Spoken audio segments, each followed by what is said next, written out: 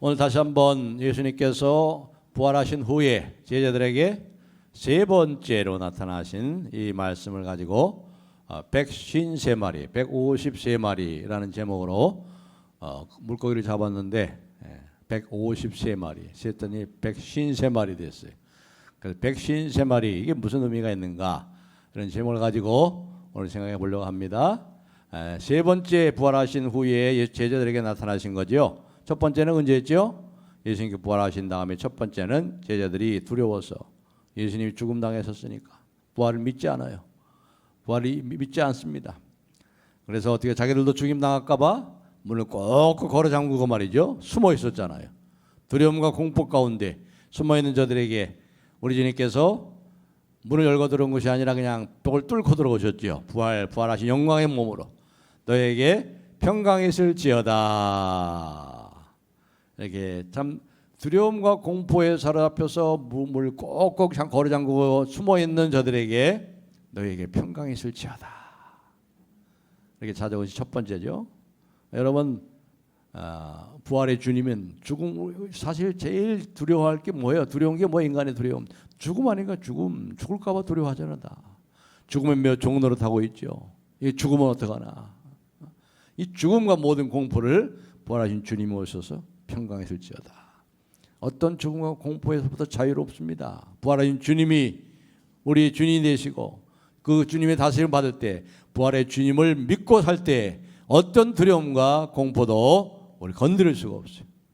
우리는 죽음으로부터 자유한 사람이에요. 죄로부터 모든 것 자유한 사람. 그것이 첫 번째 의미였죠. 두 번째 예수께서 부활하신 다음에 제자들에게 찾은 것은 의심하는 도마에게 찾아오셨죠. 의심하는 도마에게. 내가 예수를 보지 않고는 이 눈으로 보지 않고는 내 손으로 만지지 않고는 절대로 내가 믿지 않겠다. 의심과 회의와 절망 가운데 있는 제자들, 특별히 도마, 부활의 모든 기쁨, 부활절 후의 모든 날들에 의심과 회의와 절망 가운데 살아가는 하나님의 백성들에게 찾아오신 두 번째 예수님의 사건을 생각했지요. 우리가 어떨 때는 의심도 해요, 회의도 하고, 그러다가 절망에 빠져요. 그때 주님이 찾아오세요. 그 주님, 부활의 주님, 너는 나를 본거로 믿느냐? 보지 않고 믿는 자는 복이 있도다. 그 말씀을 우리가 생각했습니다. 오늘은 세 번째, 다시 한번 이 가운데 특별히 11절 말씀 우리 다 같이 한번 요절 말씀이니까 다 같이 한번 읽어보겠습니다. 시작. 시몬 베드로가 올라가서 그물을 육지에 끌어올리니 가득히 찬 큰 물고기가 153마리라 이같이 많으나 그물이 찢어지지 아니하였더라. 예. 제자들이 이제 예수님의 부활을 머릿속으로만 하네. 머릿속만. 그러나 그게 삶 속엔 부활의 주님이 없어요. 부활의 신앙이 부활되지 않고 있어요. 그래서 저들이 어떻게 했어요? 나는 물고기나 잡으러 가겠다. 완전히 자포자기하고 옛 생활로 돌아간 베드로와 7명의 제자들에게 우리 주님께 찾아오셨죠. 그때까지 저들은 이제 저녁부터 시작해가지고 밤새도록 물고기를 잡았어요. 3년 동안 물고기 안 잡았잖아요. 그렇죠? 3년 동안 사람 낚는 어부로서의 이제 제자 훈련을 받고 예수님과 함께 했던 그들, 그러나 그들의 본업이 이 어부잖아요. 그렇기 때문에 3년 동안 고기를 안 잡았어도 그 어디 가겠어요? 그 물고기 잡는 기술이 어디 가겠어요? 그 재주가 어디 가겠어요? 그런데 밤새도록 그물을 던졌지만 한 마리도 못 잡았어요. 한 마리도. 그때 부활하신 예수님이 나타나셨잖아요. 배 오른편에 그물을 던져라. 그 말을 듣고 이제 제자들이 그렇게 했어요. 그랬더니 바로 오늘 말씀처럼 그물이 가득해서 이제 이 uk지로 끌어와 가지고 말이죠. 이제 그때부터 그 배에서부터 육지까지 길이가 한 50칸쯤 된다 그랬죠. 한 90m 정도 된단 말이죠. 그걸 끌어와 가지고 그걸 셌어요. 그랬더니 몇 마리가 됐어요? 153마리에. 그것도 어떤 물고기라고 그랬어요? 큰 물고기. 이 팔뚝만한 큰 물고기가 153마리다. 거기에 송사리도 하나도 없어요. 송사리도. 조그만 송사리도 하나 한 마리도 없고 그냥 발죽만한 큰 물고기, 소위 말하는 무슨 물고기죠? 그걸 뭐라 그래요? 베드로 물고기. 성지순례 가신 분은 그거 다 한번 잡숴 보셨죠? 정말 크더라고요. 팔뚝만 손바닥보다 더 커. 그게 153마리가 그물에 가득 있는데 말이죠. 그물이 찢어지지 않았단 말이죠. 찢어지지 않았다. 그러니까 우리가 여기서 세 가지를 중요한 사실을 볼 수 있죠. 잡힌 물고기가 큰 물고기였다는 사실. 큰 물고기. 두 번째는 뭐죠? 153마리였다는 사실. 그리고 그물이 찢어지지 않았다는 사실. 이 세 가지가 우리의 흥미를 끕니다. 자, 그물에 잡힌 물고기 생선시장에서 하나하나 골라 뽑아서 제일 위에 얹혀놓은 것처럼 큰 물고기, 큰 물고기, 큰 물고기. 아주 싱싱한 큰 물고기예요. 물고기 잡아본 사람이라면 누구나 알겠습니다만은 이럴 수 없는 일입니다. 이런 일이 일어날 수가 없는 거예요. 제자들이 그물 내리는 것은 양어장이 아니에요. 양어장. 물반 고기반에 양어장에 그물을 내린 게 아니에요. 어디예요? 갈릴리 호수, 갈릴리 바다, 디베레 호수예요. 수많은 종류의 물고기가 있어요. 각양각색의 모양과 또 크기가 다른 많은 물고기들이 거기 있습니다. 그런데 어떻게 돼요? 그물을 끌어 올리니까 똑같이 팔뚝만한 펄쩍펄쩍 뛰는 말이죠. 큰 물고기가 가득 차 있어요. 이런 이변은 볼 수 없었던 겁니다. 기적의 기적이죠. 기적이 일어났죠. 그래서 요한복음은 몇 가지 기적의 책이라고 그래요? 7가지 기적의 책. 7가지 기적의 책. 이건 기적에 들어가지도 않아. 이건 기적에 들어가지도 않죠. 7가지 기적의 책인데 이 153마리 팔뚝만한 이 물고기가 잡힌 것은 기적에 들어가지도 않아요. 근데 여기 보면은요, 왜 요한이 잡힌 물고기가 153마리라고 했을까? 제자들이 그 그물을 가져다가 어떻게 했겠어요? 한 마리 한 마리씩 했겠죠. 팔뚝만한 거예요. 놀라면서 야, 이게 웬 횡재냐, 웬 기적이냐 하면서 한 마리 한 마리. 물론 그렇죠. 이제 고기 잡으러 갔을 때 어부들이 이제 배를 몰고 가잖아요. 가면 이제 만선이죠, 만선. 고기 가득 잡았을 때 만선을 알리는 깃발을 달고 막 신나가 돌아오지요. 또 정확한 어획골을 알기 위해서 또 한 마리 한 마리를 셉니다. 그래서 그러나 우리가 생각해 보기로 왜 요한복음의 저자인 이 사도 요한이 그 숫자를 153마리라고 그때서 적어놨을까? 그야 뭐 실제로 잡은 물고기가 153마리나 그렇죠. 말 돼요, 말 되는 거예요. 그렇죠? 한 마리 한 마리 센 것을 세어보니까 153마리 때문에 153마리라고 썼겠죠. 그거 말 되는 말입니다. 그럴 수도 있습니다. 그러나 우리가 요한복음에도 보면은 이 숫자라든가 어떤 특별한 장소, 시간이 나온 것을 유심히 보면 이게 그냥 갑작스럽게 그냥 나온 게 아니야. 아무 의미 없이 나온 게 아니라는 것을 알 수 있어요. 물고기 5마리와 보리떡 5개와 물고기 2마리, 오병이어로 5,000명을 먹였다. 오병이어와 5,000명. 오병이어는 아주 그렇게 작단 말이죠. 5,000명, 남자만 5,000명. 많은 사람들이 배불리 먹었다. 요한복음에서 그러한 숫자라든가 어떤 특정한 장소, 시간을 기록할 때 어떤 의미가 있는 거죠. 특별히 우리가 요한계시록을 묵시문이라는 것은 이제 세상 끝에 세상 종말에 있을 그러한 이야기들을 기록한 거지요. 요한계시록 보면 거기 보면 코드가 많이 나오잖아요. 코드, 암호, 숫자 이런 것들이 많이 나오는데 물론 이 요한복음에는 그렇게 많이 나오지 않습니다만은 그러나 사도 요한이 153마리라고 구체적으로 이것을 표현한 것에는 어떤 특별한 의미가 숨겨져 있지 않을까 생각이 됩니다. 물론 뭐 어획골을 정확하게 어부들이 센 숫자가 보니까 153마리이기 때문에 153마리라고 했겠죠. 그것도 말되는 거예요. 그러나 우리가 좀 더 그 의미를 살펴볼 필요가 있습니다. 그래서 2000년 동안 말이에요. 이 성경학자들은 이런 것 가지고 또 이 아주 애를 쓰는 사람들이 또 성경학자들이에요. 별로 그게 큰 의미가 없는 것 같은데도 거기다 괜히 또 그렇게 신경을 써가지고 거기다 막 그걸 풀려고 애를 많이 쓰는 사람들이 이 성경학자들인데 많은 예가 있습니다만은 그 중에 가장 우리가 이해할 수 있는 우리가 참 마음이 와닿는 게 뭐냐면 어떤 사람의 해석이냐면 초대교회에 제롬이라는 사람이 있었어요. 제롬이라는 이 성경학자가 있었는데 이 제롬이라는 성경학자가 153이라는 것은 뭐냐면 예수님 당시에 알려져 있던 이 디베랴 호수, 갈릴리 호수의 바다에 있는 모든 물고기의 종류가 153종류였다 이렇게 얘기하는 거예요. 여러분 어떠세요? 거기에 대해서 여러분 동의하십니까? 근데 그게 가장 가까운 해석입니다. 153이라는 것은 모든 갈릴리 호수의 고기의 종류를 다 포함한, 다시 말해서 거기서 이제 영적으로 해석하는 거예요. 온전함, 충만함을 뜻한다 이렇게 해석을 했어요. 제롬이라는 성경학자가.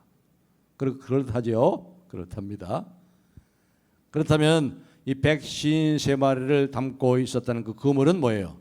마땅히 담아야 될 모든 것을 담고 있는 교회, 마땅히 담아야 될 모든 것을 담고 있는 충만한 인생, 그리스도 안에 충만한 삶을 의미한다 이렇게 제롬이 해석을 했어요. 그렇다죠? 그렇대.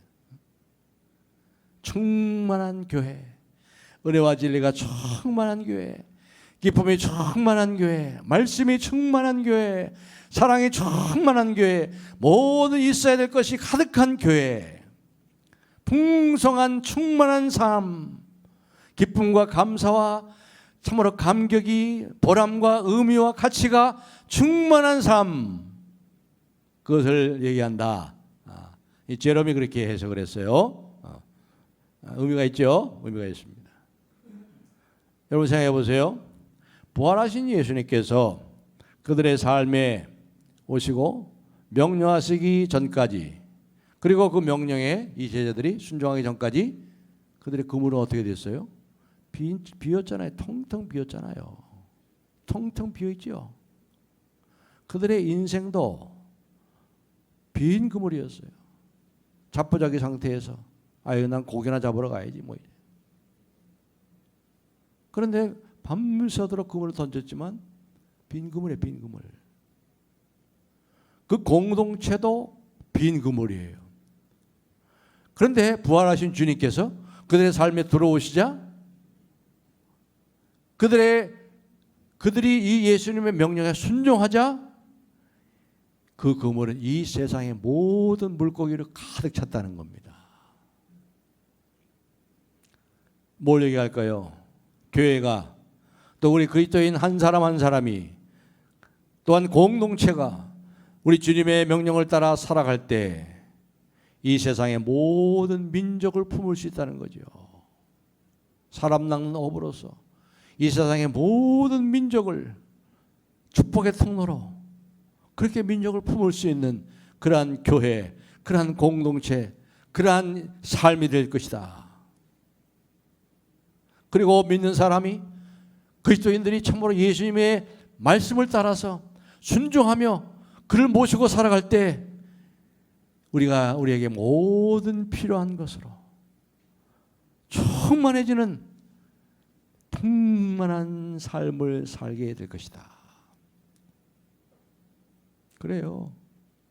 요한복음 10장 10절에 우리 예수님께서 말했죠. 내가 온 것은 양들로 하여금 생명을 얻고 더더 풍성하게 하려 함이라. 충만한 삶. 여러분 그 모나미 볼펜 아시죠? 모나미 볼펜. 그 모나미 볼펜에 보면 뭐라고 써 있는지 아세요? 자세히 보는 분이 계세요? 그 모나미 볼펜, 일반 모나미 볼펜 153 써 있으면 153, 153이 거기 써 있어요. 왜 153을 썼을까? 뭐 여러 가지 해석이 있습니다. 많은 가설도 있어요. 어떤 사람은 153, 1과 5와 3을 더하면 뭐예요? 가보 아니야, 가보. 9죠, 9. 그러니까 이제 화투판에서 큰 돈을 딸 수 있는 바로 가보가 된다 그래서 1호 3이라 이렇게 붙였대요. 그건 아니죠.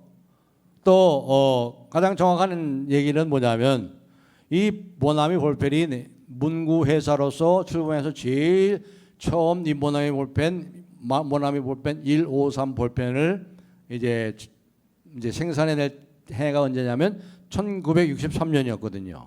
근데 1963년에 그 모나미 볼펜 한 자루 값이 얼마인지 아세요? 15원이었어요. 15원. 지금 얼마예요? 지금 한 300원 되더라고요. 300원. 그 당시에는 15원이었어요.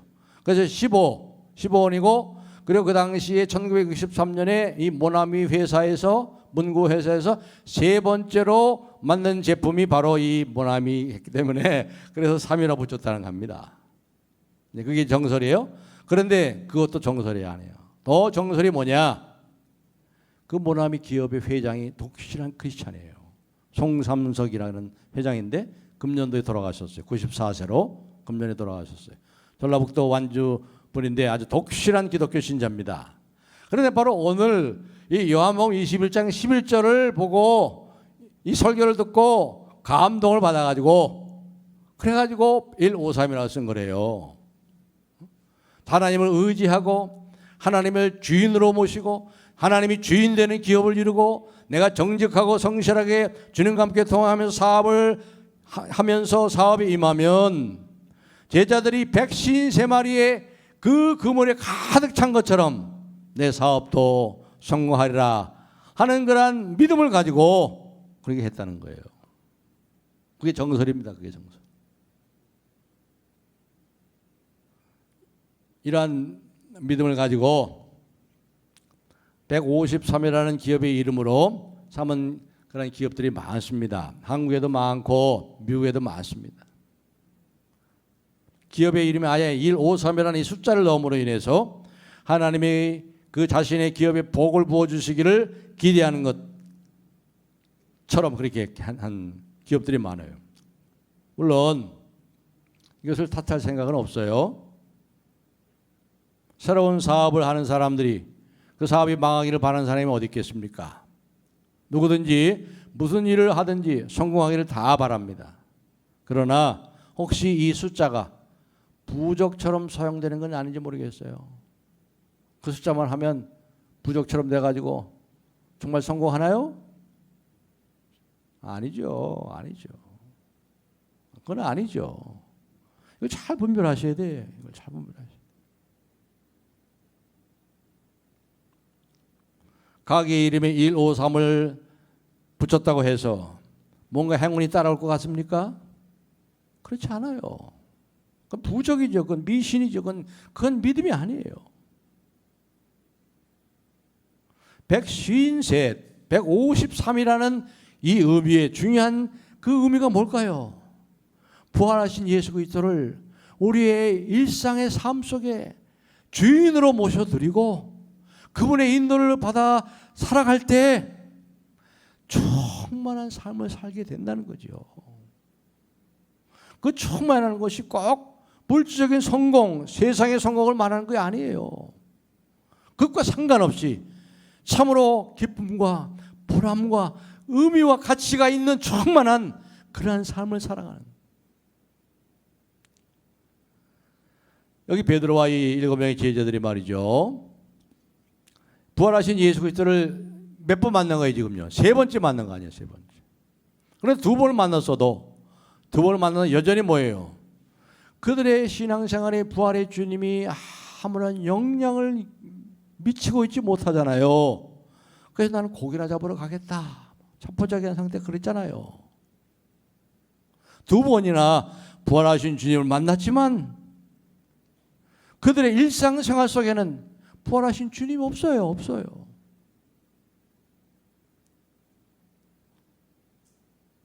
자신의 경험과 자신의 지식과 자신의 계산 속에 그걸 다 동원해가지고 고기를 잡습니다. 그런데 어떻게 됐어요? 한 마리도 못 잡았어요. 한 마리도. 밤새도록 수고했는데 한 마리도 못 잡았어요. 그때 바로 부활하신 주님께서 제자들에게 찾아오십니다. 그들의 물고기를 잡고 있는 삶의 현장으로 부활하신 주님이 찾아 들어오시는 거예요. 여러분, 부활하신 주님은 이 예배하는 곳에만 계신 분이 아니에요. 지금 이 자리에만 계신 분이 아니에요. 여기도 계시죠. 부활하신 주님은 우리가 기도할 때만 우리의 기도를 들으신 것이 아니에요. 부활하신 주님은 우리가 목장 모임을 할 때만 오시는 분이 아니에요. 부활하신 주님은 우리가 부흥회나 하거나 수련을 할 때 그때만 나타나시는 분이 아니라 이 말이에요. 부활하신 주님은 우리가 땀 흘려 일하는 그 삶의 현장에 오시는 거예요. 그 현장에 물고기를 잡고 지금 밤새도록 지쳐있는 그 삶의 현장에 지쳐서 나가 떨어지고 힘들어하고 그런 삶의 현장에 건물을 짓고 있는 그 공사장에 정리해야 될 소리가 가득 찬 그 사무실에 교회 중요한 일을 하고 결정하기 위해서 중요한 당회에 모임할 때 우리가 일하는 주방에서 또 내가 일하는 사무실에서 또한 마켓에서도 자동차 정비소에서 그곳에서 우리 주님과 함께 일하기를 우리 주님은 원하시는 거지요. 부활하신 주님은 우리의 삶의 모든 영역에 찾아오시고 찾아오셔서 어떻게 해요? 가득 채워주시기를 기뻐하신다 이 말이에요. 넘치도록 주시기를 기뻐하신단 말이에요. 우리의 빈 그물을 가득 채워주시기를 기뻐하신다. 주고 다 주시고 자기 자신까지 주시고 또 주시고 내가 너에게 무엇을 줄까? 구하라 그랬어요. 우리 주님이 먼저 우리에게 찾아와서 내가 너에게 뭘 줄까 구하라 그래요. 조그만 가게 주인은 내 삶을 팔뚝만한 큰 물고기를 가득 채우시기를 원하셔서 사업가로서 내 삶을 큰 물고기로 가득 채우기를 원하시는 주님께서 찾아오시는 거예요. 변호사로서 내 삶의 그물을 가득 채워주고 싶으셔서 비록 내가 말단 사원이지만 내 삶의 그 그물을 가득 채워주시기 위해서 우리 주님이 오시는 거예요. 부활하신 주님은 우리의 기도의 골방에만 찾아오시는 분이 아닙니다. 내가 일하는 일터에도 찾아오시는 분입니다. 그분의 지혜와 인도를 우리가 우리의 모든 삶 속에서 받아야 될 것을 여기서 말씀하는 겁니다. 그리할 때 우리의 빈 그물이 가득 채워진다는 거예요.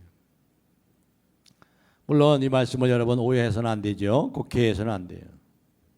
부활하신 주님을 우리의 사업에 끌어들이면 주님께서 우리의 은행 계좌에 가득 채워주실 것이다. 그 말 아니에요. 좋아하지 마세요. 그 말 아니에요. 주님을 우리의 주식 투자에 끌어들이면 주식 투자하는 것마다 막 오르고 값이 치솟고 주식 부자가 될 것이다. 그 말이 아니에요. 우리의 가게에 부활하신 주님을 모셔드리자마자 옆에 가던 손님들이 옆에 가게 가던 손님들이 다 우리 가게로 온다. 그게 아니에요.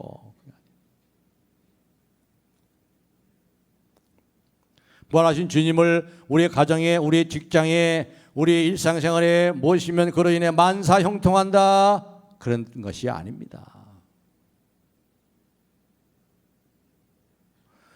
주님을 우리의 직업의 현장에 모셔드릴 때 그런 일들이 일어날 수도 있어요. 일어날 수도 있어요. 그러나 물질적인 성공, 세상적인 성공과 축복이 우리 주님이 원하시는 바가 아니라는 것을 아셔야죠. 요한복음에서 계속 말하는 게 뭐예요? 너희가 표적을 본 까닭이 아니요. 그 표적을 보고 표적이 의미하는 바가 뭔지를 깨닫고 나를 찾은 것이 아니라 먹고 배부른 까닭이라. 예수를 모시면 부자 되고 이스라엘 왕이 돼가지고 로마로부터 해방시키고 떵떵거리고 살고 이스라엘 독립을 외치고 이스라엘 중심의 전 세계를 개편하는 이스라엘 중심의 왕국이 올 것이다. 이런 잘못된 생각을 하고 있는 제자들. 그게 아니에요. 그거 전혀 아니에요. 전혀. 여러분 생각해 보세요. 이 베드로와 7명의 제자들, 또 그 이전에 처음에 베드로와 다른 제자들이 예수님을 만났을 때 한번 생각해 보세요. 그때도 똑같이 그랬잖아요. 누가복음에 밤새도록 고기 잡았죠. 한마디는 못 잡았죠. 그때 예수님께서 오셔서 제자를 부르실 때 처음으로 이제 예수님께서 오신 거예요. 제자들에게 제자 삼으시려고. 밤새도록 물고기를 못 잡아요. 그때도 예수님께서 그물을 오른편에, 배 오른편에 그물을 던져라 그랬죠. 그때 베드로가 뭐라 했어요? 우리가 밤새도록 수고하였으나 한 마리도 잡지 못하였을 때 주의 말씀에 의지하여 내가 던지리이다. 그래가지고 던졌어요. 그때는 그물이 찢어질 정도로 잡았다고. 그래서 옆에 있는 배가 빨리 와가지고 그물을 다 고기를 잡았잖아요. 고기를 끄져왔죠. 그러고 나서 그들이 어떻게 했어요? 그 고기와 배를 버려두고 예수님을 쫓았다고 그랬어요. 버려두고 그 수많은 고기와 그 배를 버려두고 예수님을 쫓았다고 그랬어요. 그분의 능력으로 부자가 되는 것을 꿈꾸지 않았어요. 그건 관심도 없어요. 그가 비교할 수 없는 가치를 발견한 거예요. 그래서 비유로 말씀했잖아요. 하나님 나라가 무엇이냐? 밭에 감춘 보화단 말이에요. 보화. 이 보화를 발견하고 자기 전 재산을 팔아서 그 보화를 샀단 말이에요. 땅을 샀단 말이에요.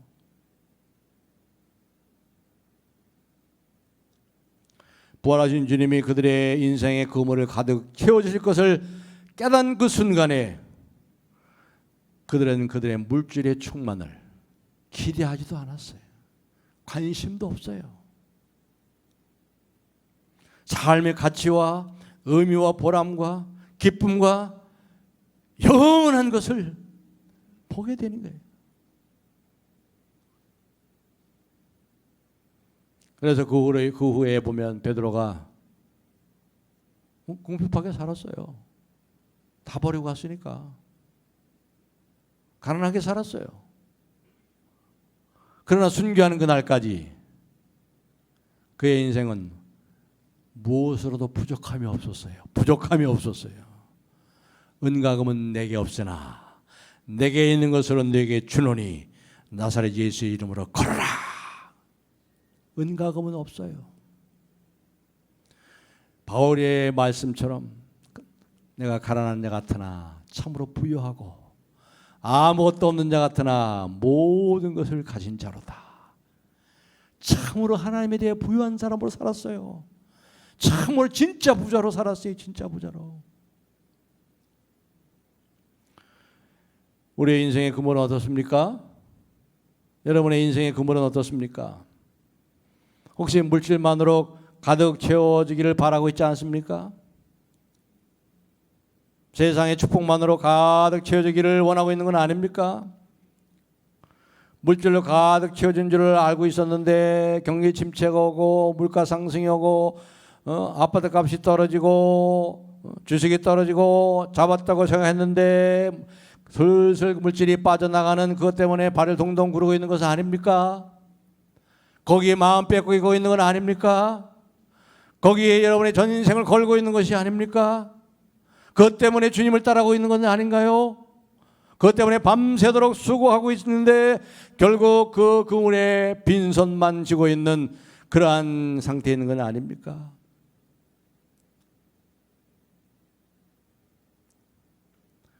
부활하신 주님을 우리 삶의 현장에 모셔드려야 돼요. 우상을 숭배하는 사람이 말이죠.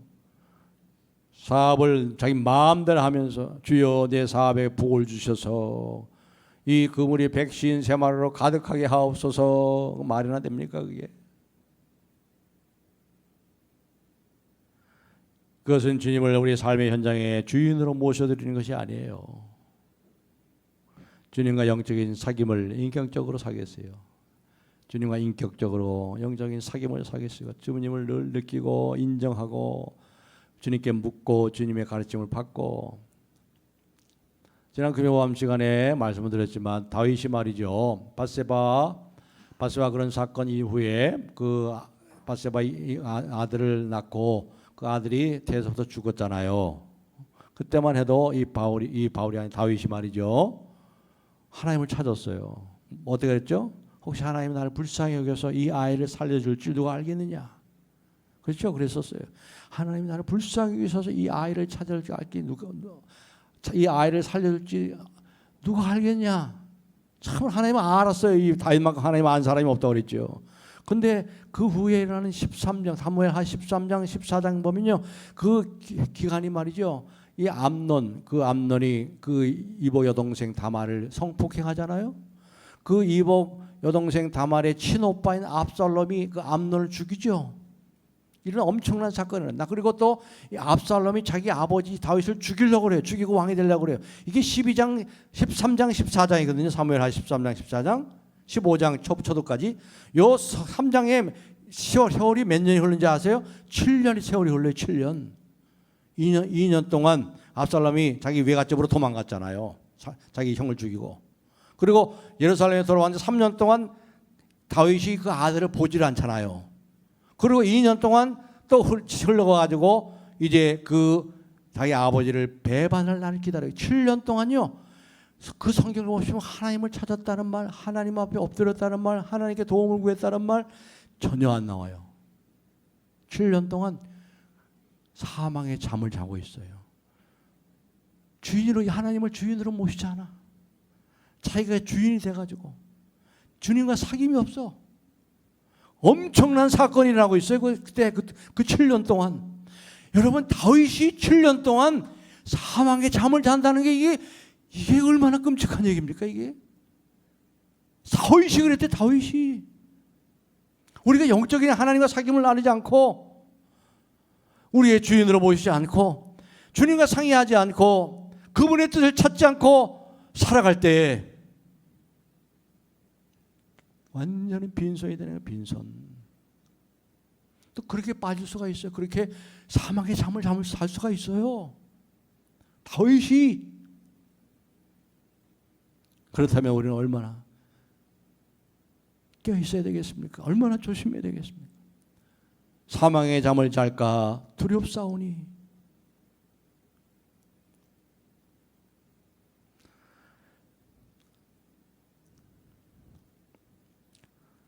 우리가 그렇게 할 때 그 그물에는요, 의미와 가치와 기쁨과 감사와 평안과 이 세상이 줄 수 없는, 물질이 가져올 수 없는 신령한 축복들로 가득 채워진다는 거예요. 그렇게 할 때 우리가 가진 물질에 대해서도 자족하는 마음이 생겨요. 감사하게 돼요. 물질 때문에 질질 끌려다니고, 물질 때문에 다른 사람을 손 벌리고 그렇지 않아요. 자족하게 되고 기쁨으로 베풀고 나누게 되는지요.